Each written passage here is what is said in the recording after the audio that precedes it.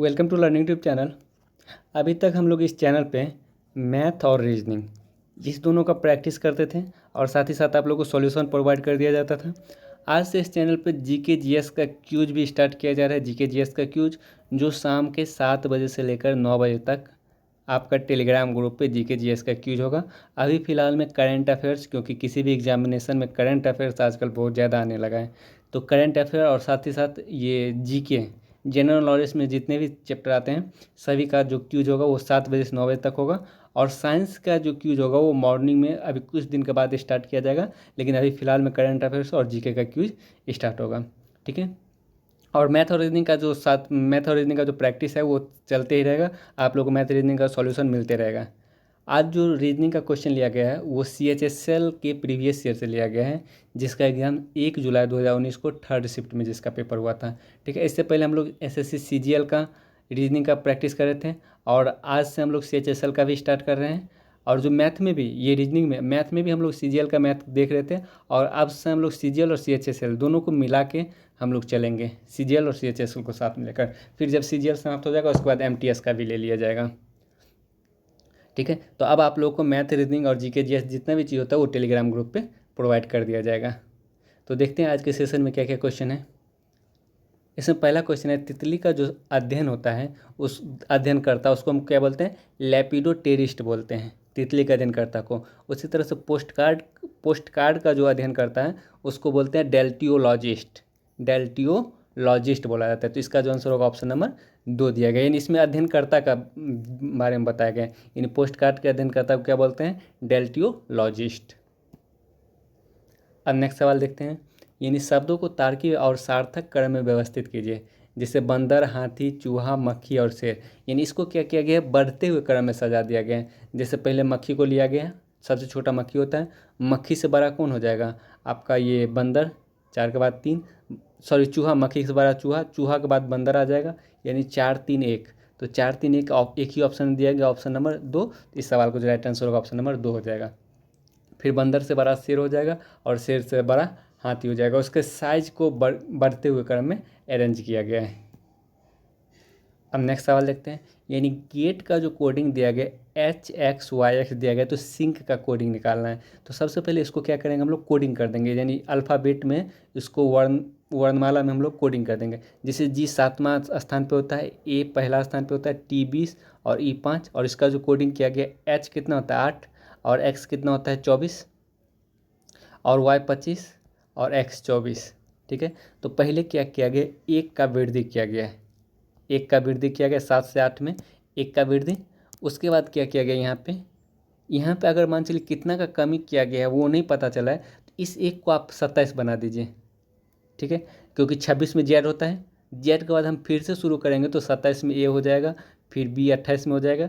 यानी अगर आप उसको 26 से आगे के लिखना चाहते हैं ना, तो हम क्या करेंगे? अगर ए को 26 से आगे के क्रम में लिखना चाहते हैं तो 26 में हम लोग ऐड करेंगे। जैसे अगर हम सी बोलें तो सी को हम लोग 26 + 3 29 भी लिख सकते हैं।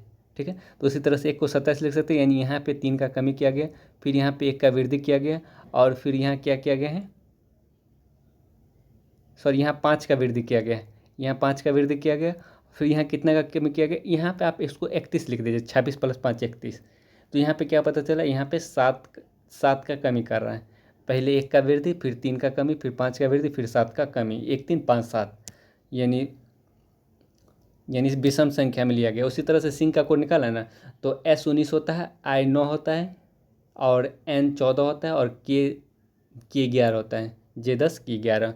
तो सबसे पहले हम क्या करेंगे? इसमें 1 का वृद्धि करेंगे तो ये 20 हो जाएगा, फिर इसमें 3 का कमी करेंगे तो 6 हो जाएगा, फिर 5 का वृद्धि करेंगे तो 19 हो जाएगा, फिर 7 का कमी करेंगे तो 4 हो जाएगा। तो 20 में क्या आ जाता है? T, 6 में F और 19 में S और 4 में D, TFSD।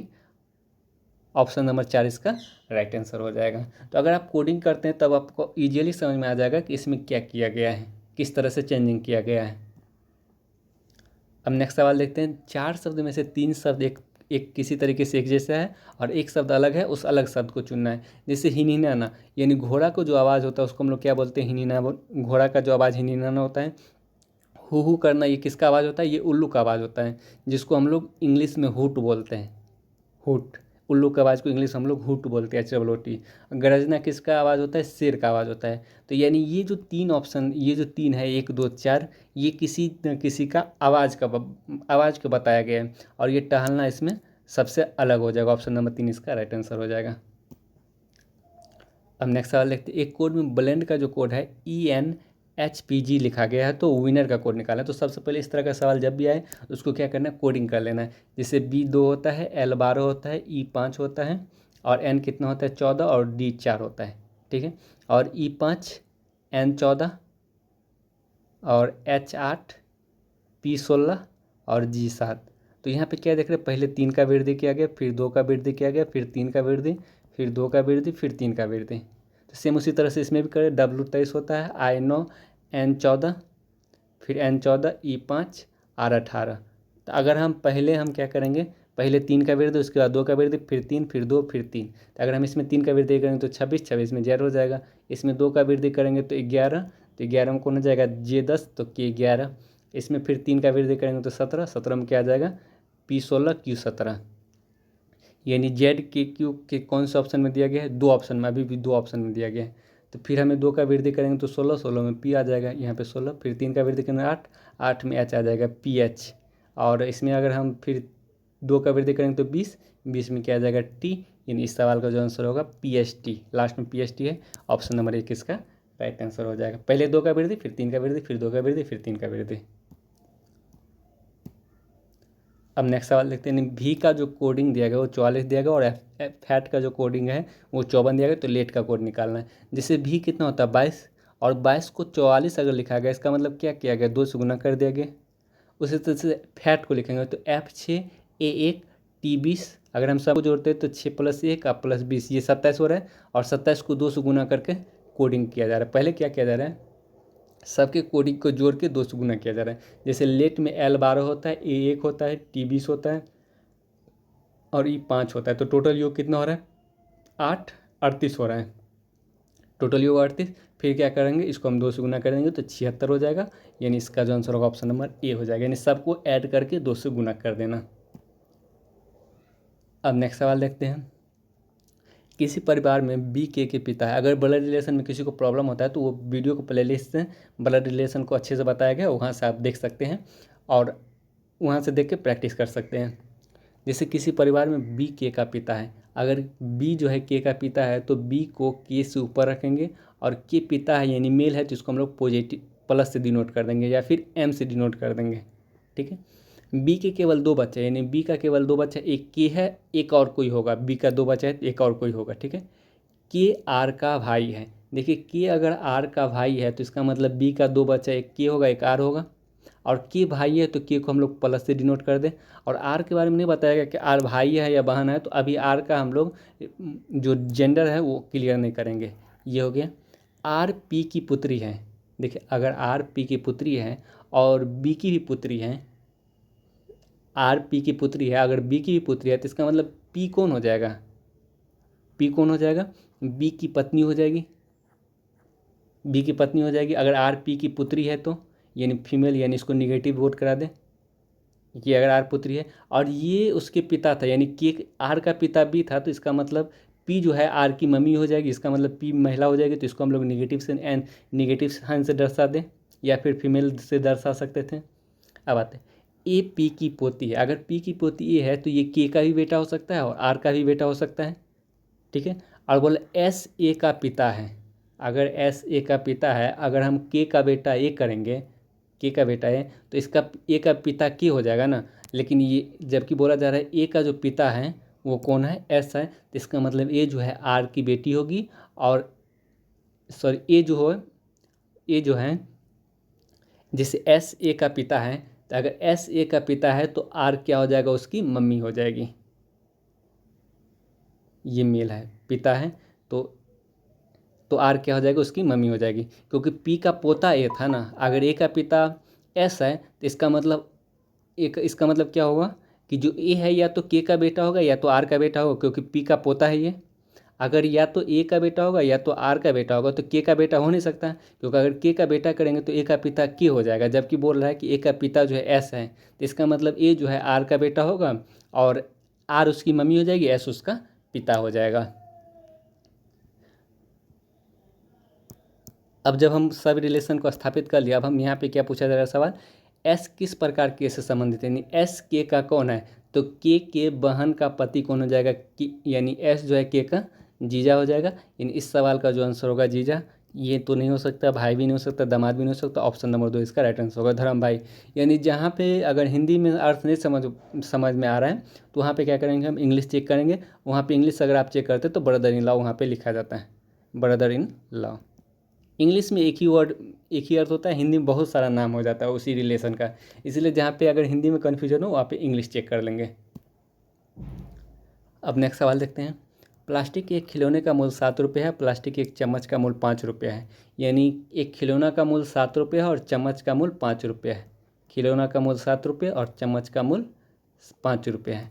एक्स प्लास्टिक की इन वस्तुओं का कुल 38 रुपये खर्च करता है, यानी दोनों मिला के कुल 38 रुपये खर्च करता है। तो उसके द्वारा खरीदे जाने वाले प्लास्टिक के खिलौने की संख्या कितना है, तो खिलौना का यानी टोटल 38 रुपया खरीदा, टोटल 38 रुपया अगर खर्च करता है तो खिलौना का संख्या कितना है। देखिए इस तरह का सवाल जब भी आए तब क्या करना, ऑप्शन बेस्ड बनाना है। टोटल वो 38 रुपये खर्च किया, अगर वो मान चले 3 खिलौना खरीदा, 3 अगर खिलौना खरीदा तो 21 रुपये का खिलौना खरीद लिया। अगर 21 रुपये का खिलौना खरीदा तो शेष कितना बचा, ये 17 रुपये बचा। तो 17 रुपये में कितना चम्मच आता है, एक चम्मच का मूल्य 5 रुपया था, तो 17 रुपये में 17/5, यानी पॉइंट में, यानी चम्मच का संख्या पॉइंट में आ जाता है। क्या कभी चम्मच का संख्या पॉइंट में हो सकता है, नहीं ना। तो इसीलिए यानी इसका मतलब वो 3 खिलौना यानी नहीं खरीदा था, 3 खिलौना नहीं खरीदा था। अगर मान चलिए आप लेते हैं 5 खिलौना खरीदा था, तो अगर एक खिलौना का मूल्य 5 रुपया तो 7 खिलौना का मूल्य 35 रुपये। तो अगर 35 रुपया 7 खिलौना का मूल्य तो शेष 3 रुपया बचा। तो 3 रुपये में कितना चम्मच खरीद पाएगा, तब 3 रुपये में चम्मच खरीद ही नहीं पाएगा, इसीलिए 5 खिलौना भी नहीं खरीदा होगा। अगर बाय द वे आप ये 4 लेते हैं, अगर बाय द वे आप सोचते हैं कि 4 खिलौना खरीदा, अगर 4 खिलौना खरीदा तो इसका मतलब 28 रुपया खर्च कर दिया।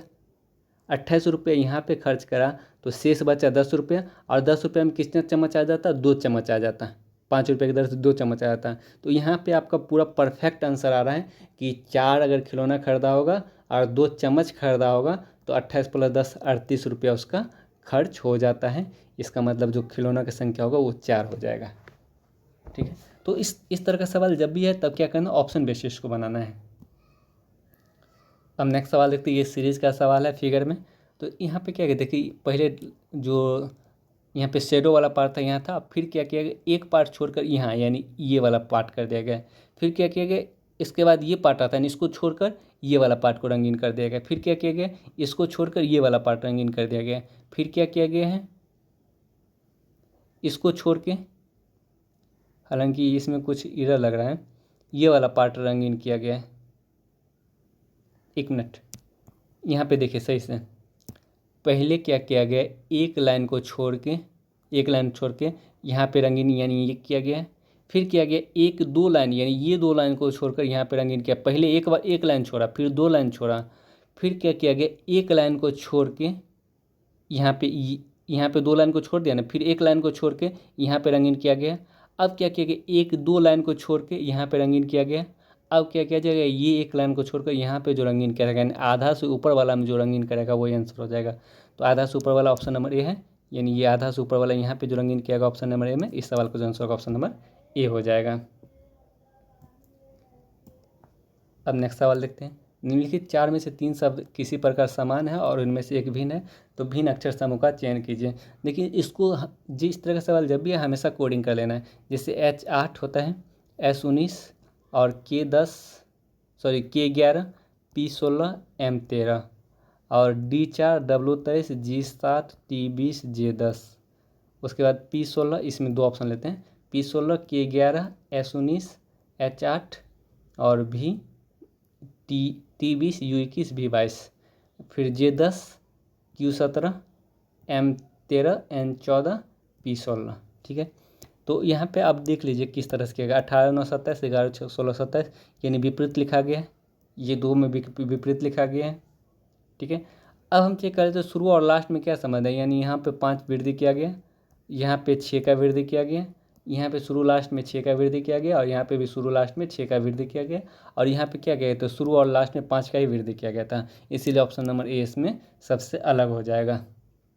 पहले 2 को विपरीत क्रम में लिखा गया है, तो विपरीत में हर जगह दो गो संख्या जो विपरीत में हर जगह है। तो हम अगर शुरू और लास्ट में देखते हैं तो शुरू और लास्ट में 6 का अंतर हो रहा है 3 ऑप्शन में, और पहला ऑप्शन में शुरू और लास्ट में 5 का ही अंतर हो रहा है, इसीलिए 5 ऑप्शन नंबर ए सबसे अलग होगा। अब नेक्स्ट सवाल देखते हैं। इसमें 4, 14 और 44 में जिस प्रकार संबंध है उसी प्रकार संबंध बाकी कौन से चार ऑप्शन में से दिया गया है। देखिए 4, 14 और 44। पहले क्या किया गया कि इसमें 3 से गुना करके 4 तिया 12 प्लस 2 14, उसी तरह से 14 गुने 3 42 प्लस 2 44, यानी 3 से गुना करके 2 ऐड कर दिया गया। तो बाकी कौन से ऑप्शन में 3 से गुना करके 2 ऐड किया गया है। अगर हम यहाँ देखें तो 11 तिया 33 प्लस 2 35 हो जाएगा। फिर 35 गुना 70 प्लस 2 72 ही होना चाहिए, जबकि यहाँ पे 107 दिया गया, ये ऑप्शन नहीं होगा। अगर हम यहाँ देखें तो 5 तिया 15 प्लस 2 17 होना चाहिए, ये भी ऑप्शन नहीं होगा। 7 21 प्लस 2 23, ठीक है, 23 तिया 69 होता है, यानी ये भी ऑप्शन नहीं होगा। तो इसका जब 3 ऑप्शन एलिमिनेट हो जाए तो चौथा ऑप्शन ऑटोमेटिक इसका आंसर हो जाएगा। सॉरी, चौथा ऑप्शन नहीं, इसका आंसर चौथा ऑप्शन नहीं, ऑप्शन नंबर ए होगा। ठीक, ये यही सही है। देखिए 11 तिया 33 प्लस 2 35 हो रहा है। फिर 35 तिया 105, यानी 3 से गुना करके 2 ऐड करें प्लस 2, यानी 107। ऑप्शन नंबर ए इसका राइट आंसर हो जाएगा। क्योंकि यहाँ देख रहे हैं तो यहाँ पे 9 तिया 27 प्लस 3 जोड़ रहे हैं, जबकि हमें 3 गुना करके 2 ही जोड़ना था, ये ऑप्शन नंबर 4 भी नहीं होगा। इसका जो राइट आंसर होगा ऑप्शन नंबर ए हो जाएगा, 3 से गुना करके 2 ऐड करना। अब नेक्स्ट सवाल देखते हैं। निम्नलिखित समीकरण को सही करने के लिए निम्नलिखित में कौन से 2 चिन्हों को परस्पर बदल दिए जाने चाहिए। देखिए इस तरह का सवाल जब भी आते हैं तो भाग के साइन पे ज़्यादा कंसंट्रेट कीजिए। अगर यहाँ पे भाग रहेगा तो ये 11/8 आ जाएगा, तो फिर दिक्कत है। यहाँ भी भाग रहेगा तो दिक्कत है, यहाँ भी भाग रहेगा तो दिक्कत है। तो भाग का एक ही स्थान बन रहा है यहाँ पे, यानी गुना की जगह अगर भाग आ जाएगा तो ये पूरी फ्रैक्शन नहीं बचेगा, पूरी कट जाएगा। अगर हम गुना और भाग को आपस में इंटरचेंज करते हैं, ये गुना और भाग को आपस में अगर इंटरचेंज करते हैं तो 132 भागा 11 कितना हो जाएगा, 12 बार में कट जाएगा, प्लस 8 माइनस 3 गुने, ये गुना में बदल जाएगा ना। अब भागा गुना में बदल जाता है और गुना भाग में बदलता है। 3 गुने 12, यानी 12 8 20 माइनस 12 गुने 3 36, तो इसका आंसर हो जाएगा -16, बराबर -16 दिया गया है। तो इसका मतलब ये होगा कि गुना और भाग को अगर हम बदल देते हैं तो ये इक्वेशन सही हो जाता है। तो जब भी इस तरह का सवाल है तो भाग पे ज़्यादा कंसंट्रेट करना है। अब नेक्स्ट सवाल देखते हैं। एक ही पासे की 4 स्थितियाँ दिखाई गई है, 1 से लेकर 6 तक संख्या दी गई है पासा में, तो 3 के विपरीत सतह पे कौन सा फलक होगा। देखिए इस पासा को बनाने का बहुत सारा तरीका होता है। तो अगर मान चलिए क्या होता है कि जब इतना दिन हम लोग सीजीएल वाले सेट में देखे थे कि एक कॉमन रहता था, तब हम लोग कैसे करते थे, उस जो कॉमन रहता था उसके क्लॉकवाइज में घूम जाते थे। अब देखिए अगर 2 कॉमन रहे, अगर अब ये पासा 1 और पासा 2 में हम देखें तो इस दोनों में कोई चीज़ कॉमन मिल रहा है। तो देखिए 4 5 और 4 5 इस दोनों में मिल रहा है। जब 2 चीज़ कॉमन मिलता है तो बाकी जो 2 बच जाएगा वो एक दूसरे का विपरीत हो जाएगा। 4 5 तो दोनों में कॉमन मिल रहा है, तो इसमें बच गया 3 और इसमें बच गया 2, तो 3 का विपरीत क्या हो जाएगा 2, यानी इस सवाल का जो आंसर होगा ऑप्शन नंबर 3 हो जाएगा। इस तरीके से भी हम लोग देख सकते थे कॉमन खोज के। दूसरा, अगर कॉमन नहीं मिलता है या कॉमन खोज के नहीं या फिर अदर तरीका से बनाना चाहते तो क्या करेंगे। देखिए जो पासा के बगल में होता है वो कभी भी पीछे नहीं जा सकता है। अगर 2 यहाँ पे है 3 यहाँ पे है, अगर 3 2 के बगल में, तो क्या 3 कभी भी इसका विपरीत हो सकता है, नहीं हो सकता है। जो बगल में होता है वो विपरीत कभी नहीं हो सकता है। देखिए 3 के बगल में 4 है और 3 के बगल में 5 है, तो 4 और 5 कभी भी 3 का विपरीत नहीं होगा, तो 4 ऑप्शन खत्म हो जाएगा। अगर इसमें देखें तो 3 के बगल में 5 है और 3 के बगल में 6 है, तो 5 और 6 कभी भी 3 के विपरीत नहीं हो सकता, तो इसका मतलब ये ऑप्शन भी खत्म। जो बगल में हो तो विपरीत नहीं हो सकता। अगर 3 के बगल में 6 और 1 है तो 6 और 1 कभी भी विपरीत नहीं जा सकता, यानी ये भी ऑप्शन खत्म। तो एक ही ऑप्शन बचा 3, यानी जो 3 का विपरीत होगा वो 2 हो जाएगा। अब नेक्स्ट सवाल देखते हैं। निम्नलिखित दी गई संख्या में से 3 किसी प्रकार समान है और एक असमान है, तो उस असमान का चयन करना है। देखिए एसएससी में अगर 4 डिजिट का अगर लेटर दिया जाता है ना, तो उसमें मोस्टली में देखिएगा क्या चीज़ आपको कौन मिलेगा। 51 और 38 का जो अंतर है वो कितना हो रहा है, 13 का हो रहा है। 31 और 28 का जो अंतर है वो 3 का हो रहा है। 71 और 58 का जो अंतर है वो 13 का हो रहा है। 91 और 78 का जो अंतर है वो 13 का हो रहा है। बाकी दो दो डिजिट में 13 का अंतर हो रहा है और 2 नंबर ऑप्शन में 3 का अंतर हो रहा है, तो जो जो 2 नंबर ऑप्शन होगा वो अलग हो जाएगा। अब नेक्स्ट सवाल देते हैं, यानी ये जो आकृति है ये किस आकृति में अंतर्निहित है? तो इसका एक ही ऑप्शन मिलेगा, ऑप्शन नंबर 3। अगर इसमें देखिए इस तरह से जो आकृति दिया गया है वो एक ही ऑप्शन 3 में दिया गया है, बाकी किसी ऑप्शन में नहीं मिलेगा। ये इस तरह का जो आकृति ऑप्शन नंबर 3 इसका राइट आंसर हो जाएगा। अब नेक्स्ट सवाल देखते हैं, दर्पण प्रतिबिंब ज्ञात करना है। तो हम बताए थे जो दर्पण प्रतिबिंब में क्या होता है कि जो दाएं तरफ रहता है वो बाएं तरफ हो जाता है, जो बाएं तरफ रहता है वो दाएं तरफ। यानी ये जो आकृति है वो किस तरफ है? यहाँ मेरे दाहिने हाथ की तरफ है, तो दर्पण प्रतिबिंब में क्या होगा, ये आकृति बाएं हाथ की तरफ आ जाएगा। तो बाएं हाथ की तरफ आएगा तो ऑप्शन नंबर ए में दिया गया और ऑप्शन नंबर 3 में दिया गया है। इस तरह का आकृति ऑप्शन नंबर 2 में नहीं दिया गया और ऑप्शन नंबर 4 में भी उस तरह का आकृति दिया गया है। ठीक है, और ये चीज़ दाहिने बाएं हाथ की तरफ है, तो अगर ये बाएं हाथ की तरफ है तो फिगर में ये दाहिने हाथ की तरफ आ जाएगा। तो दाहिने हाथ की तरफ यहाँ पे भी दिया गया है, यहाँ पे भी दिया गया है और यहाँ पे इतना ही तक दिया गया, ये वाले भाग को काट लीजिए, ये ऑप्शन खत्म हो जाएगा। तो या तो 1 होगा या तो 3 होगा। देखिए इसमें क्या गलती कर रहे हैं, 1 और 3 दोनों फिगर को सेम बना दिया गया है, इसीलिए इसका आंसर 1 और 3 दोनों में से कोई भी हो सकता है। दोनों फिगर सेम ही है, कहीं पे कोई डिफरेंस नहीं दिया गया है, 1 और 3 में कोई डिफरेंस नहीं है, इसीलिए या तो आंसर 1 होगा या तो 3 होगा। लेकिन एग्जामिनेशन में ऐसा नहीं होगा, ये तो कहीं प्रिंटिंग मिस्टेक होगा, इसी वजह से ऐसा हो रहा है। अब नेक्स्ट सवाल देखते हैं, उस समूह का चयन कीजिए जिसमें उसी प्रकार संबंधित है जिस प्रकार नीचे दिए गए समूह जो है वो संबंधित है। जैसे 4 और 6 का संबंध जिस प्रकार 152 से है उसी प्रकार बाकी कौन सा ऑप्शन में ऐसा हो रहा है?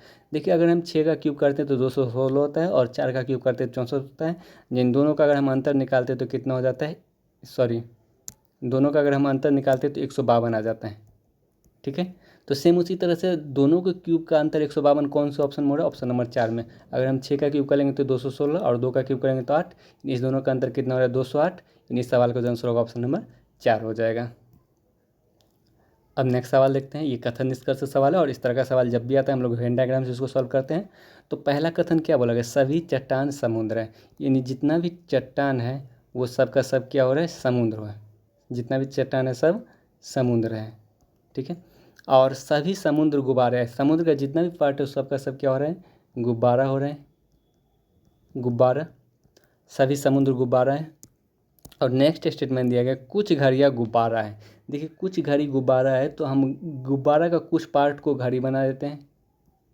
ठीक है, यहाँ पे बोला है कुछ घड़ी गुब्बारा है, तो हम कुछ गुब्बारा को घड़ी इस तरीके से बनाएंगे कि चट्टान और समुद्र दोनों भी आ जाएं। इस तरीके से भी तो हम कुछ घड़ी को गुब्बारा बना सकते हैं, भले ही चट्टान समुद्र दोनों आ जाए।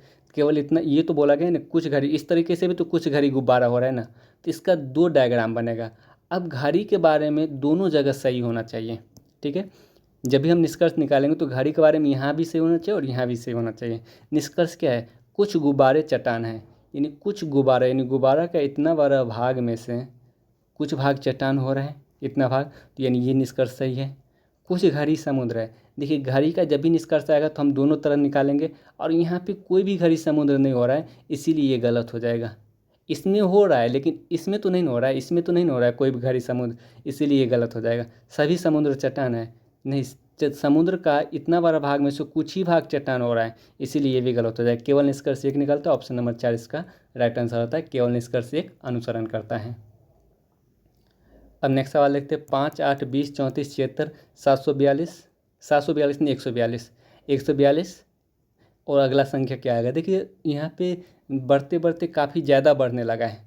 अगर कम कम का वृद्धि होता तो हम लोग कह सकते थे कि ये क्या चीज़ में है, ये आपका प्लस माइनस में है, लेकिन अगर ज़्यादा का वृद्धि हो तो ये गुना में होगा। 5, 8, 20, 34, 76, 142, उसके अगले स्थान पर क्या होगा? तो देखिए पहले क्या किया गया है कि पहले 2 से गुना करके 2 घटा दिया गया, फिर क्या किया गया 2 से गुना करके 4 जोड़ दिया गया, फिर क्या किया गया 2 से गुना करके 6 घटा दिया गया, फिर 2 से गुना करके 34 दूना 78, सॉरी 34 दूना 68, अब प्लस इसमें 8 जोड़ दिया गया है। ठीक है, फिर 2 से गुना करके 76 दूना 152 माइनस 10। ठीक है, यानी पहले 2 घटाया, फिर 4 जोड़ा, फिर 6, फिर 8, फिर 10। तो अगला बार हम 2 से गुना करके 12 जोड़ेंगे। अगर हम 2 से गुना करेंगे 142 में 2 से गुना करेंगे तो 14 9 284। अगर हम इसमें 12 जोड़ेंगे तो कितना हो जाएगा? 296। यानी इस सवाल का जो आंसर होगा ऑप्शन नंबर 3 होगा। तो यहाँ पे 142 कर लीजिएगा, यानी इस सवाल का जो आंसर होगा ऑप्शन नंबर 3 हो जाएगा। अब नेक्स्ट सवाल देख लेते हैं। यानी 7 और 85 का जिस प्रकार संबंधित है उसी प्रकार बाकी कौन से ऑप्शन संबंधित हो रहा है। जैसे अगर हम 7 का स्क्वायर करेंगे तो कितना होता है 49, और 7 से कम 6 का स्क्वायर करेंगे तो 36, 49 और 36 को जोड़ते हैं तो ये 85 हो जाता है। तो बाकी कौन से ऑप्शन में ऐसा हो रहा है। अगर हम ऑप्शन नंबर 4 लेते हैं, 8 का स्क्वायर करेंगे 64 और 7 का स्क्वायर करेंगे तो 49, 64 और 49 को जोड़ेंगे तो 9 4 13, 6 4 10 की 11, 113 हो रहा है। ऑप्शन नंबर 4 इसका राइट आंसर हो जाएगा। अब नेक्स्ट सवाल देखते हैं, इस आकृति में कितना त्रिभुज है। त्रिभुज गिनने के लिए हमेशा केयरफुल होना पड़ेगा। अगर मान चलिए एक बार भी गलती करते तो वो सवाल गलत हो जाएगा। जैसे अगर हम इसमें गिने तो अगर ये वाला भाग में देखें कितना त्रिभुज है, 1 2 और ये पूरा बड़ा वाला 3। सेम उसी तरीके से इसमें भी 3 हो जाएगा, 1 ये 2 ये और ये पूरा बड़ा वाला 3, 3 3 6 अभी तक मिल चुका हम लोग को। अब देखिए ये 7 8 और ये 9, ये 9 मिल चुका अभी तक हम लोग को। अब केयरफुल रहना है, 9 के बाद ये जो बड़ा वाला पार्ट है वो 10 हो जाएगा, 10। अगर इस तरह से इधर वाला बड़ा वाला पार्ट है तो इधर से भी तो एक बड़ा वाला पार्ट ये है ना, तो 10 से 11 हो जाएगा। अब 11 के बाद देखना है कि कहाँ पे मिल रहा है। 11 के बाद देखेगा, देखिए अगर हम 11 के बाद लेते हैं, ये बड़ा वाला भाग ले यहाँ से, ये ऊपर वाला ये वाला भाग, एक ये मिल जाएगा, 11 एक 12 12, और सेम जैसे ऊपर हम लिए उसी तरीके से हम इस तरीके से भी ले सकते हैं, एक 13 13 हो जाएगा। अभी तक हम लोग को 13 मिला है, यानी जैसे हम सेम ये इस तरह से ऊपर लिए ना, सेम उसी तरह से नीचे भी ले लिए तो 13 हो गया अभी तक हम लोग को। अब देखिए कहाँ पे मिलता है 13 के बाद। 13 के बाद देखते हैं, जैसे अगर हम यहाँ से लेते, ये वाला पार्ट लेते, ये वाला पार्ट नहीं लिए थे, आधा पर से लिए ये वाला, एक 14 हो जाएगा। और फिर अगर हम यहाँ से लिए आधा वाला पार्ट से तो यहाँ से भी तो हम एक ले सकते ऊपर की ओर, ये 15, यानी टोटल मिला के 15 त्रिभुज हो जाएगा। ऑप्शन नंबर 2 इसका राइट आंसर होगा। इस तरह का सवाल बनाने का एक ही उपाय है, जितना हो सके उतना प्रैक्टिस कीजिए। अब नेक्स्ट सवाल देखते हैं, जैसे चेचक का संबंध विषाणु से है। चेचक जो है वो वेरियोला वायरस से होता है ना, यानी विषाणु से होता है। उसी प्रकार गोल कृमि जो है वो कवक से होता है। ऑप्शन नंबर 4 इसका राइट आंसर होगा। अब नेक्स्ट सवाल देखते हैं, यानी नीचे दी गई आकृति में दिए गए कागज़ को अगर हम मोड़ा जाता है और काटा जाता है तो कागज़ खोलने पे कैसा दिखाई देता है। यानी एक कागज़ था, इसको आधा पे से मोड़ दिया गया, फिर ये जो वाला पार्ट बचा उसको फिर से मोड़ दिया गया, तो अब मेरे पास केवल इतना पार्ट बचेगा। इतना पार्ट में फिर इसको क्या किया, आधा से मोड़ कर हम इसको इस तरह से मोड़ दिया गया, फिर यहाँ पर हम 2 पार्ट काटें। अगर हम यहाँ पर 2 पार्ट काटते हैं तो अगर हम इस दोनों पार्ट को खोलेंगे, ये पार्ट को खोलेंगे तो 2 यहाँ था तो 2 ऊपर की ओर हो जाएगा, 4 बनेगा। अब ये पूरा आधा पार्ट को हम ये पूरा ऊपर की ओर खोलेंगे, जैसे 4 2 यहाँ था तो यानी 4 ऊपर हो जाएगा। और सेम इसी तरीके से ये जो 16 बना, सॉरी 8 बना, ये फिर सेम उसी तरीके से 8 आ जाएगा, सेम उसी तरीके से 8 आ जाएगा। तो इस तरीके से केवल ऑप्शन नंबर 1 में दिया गया, ऑप्शन नंबर 3 में दिया गया, ऑप्शन नंबर 2 और 4 इसका मतलब हट जाएगा।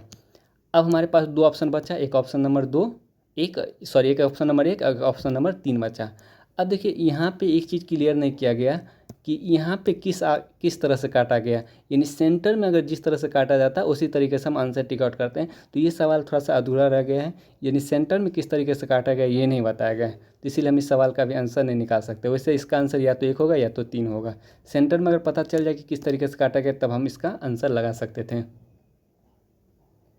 अब नेक्स्ट सवाल देखते हैं। देखिए इस तरह के सीरीज़ का सवाल जब भी आता है हम लोग क्या करते हैं, पहले गिन लेते हैं कितना संख्या है। तो कितना संख्या इसमें, 3 1 4 3 7 1 8 1 9 1 10 फिर 11 1 12 1 13 फिर 13 4 17 18 19 20 20 है। तो हम क्या करेंगे, 4 भाग में यानी 5 5 करके 4 भागों में बांट देंगे। तो पहले A B C खाली स्थान D, इसको एक पार्ट कर लेते हैं, फिर D ले लिए, फिर A B, फिर खाली स्थान D, 5 भाग में बट गया, ठीक है यहाँ तक। फिर खाली स्थान B खाली स्थान C D, ये 5 भाग में बट गए C D। उसके बाद A B खाली स्थान C खाली स्थान, ठीक है। अब हम क्या देख रहे हैं, देखिए A B C यहाँ पे स्टार्टिंग में है तो यहाँ भी A B C स्टार्टिंग में कर दें, यहाँ भी A B C कर दें और यहाँ भी A B C कर देते हैं, ठीक है। तीन का अक्षर A B C था तो हम A B C हर जगह कर दिए। A B C के बाद 2 अक्षर क्या था, खाली स्थान D, खाली स्थान D, C D यहाँ पे है, तो उसी तरीके से यहाँ भी C D हो जाएगा। यहाँ भी सी डी हो जाएगा और यहाँ भी सी डी हो जाएगा, यानी इसका मतलब A B double C D, इस तरह का रिलेशन बनना, A B double C D, A B double C D, A B double C D, A B double C D. यानी कि खाली स्थान में क्या क्या आया, यहाँ पे सी आया और यहाँ पे फिर सी सी आ गया, दो जगह सी सी, फिर यहाँ पे ए आया, फिर यहाँ पे बी आया, फिर क्या आया यहाँ सी और यहाँ डी, यानी triple C A B C D. तो इस तरह से कौन सा ऑप्शन में दिया गया,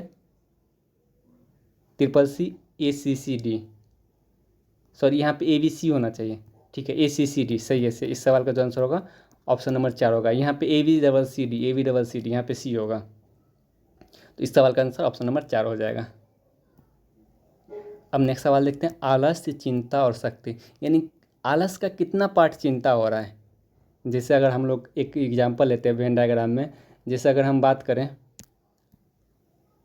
पुरुष, पिता और डॉक्टर, पुरुष, पिता और डॉक्टर, इसको अगर हम वेन डायग्राम में डिनोट करें तो कैसे करेंगे, जितना भी पिता होगा सबका सब पुरुष होगा, जितना भी पिता होगा वो सबका सब क्या हो जाएगा, पुरुष हो जाएगा। यानी पिता का सभी भाग, यानी सभी पिता पुरुष हो रहा है ना, यहाँ पे सभी का संबंध हो रहा है, तो यहाँ पे क्या है, सभी चिंता आलस हो रहा है।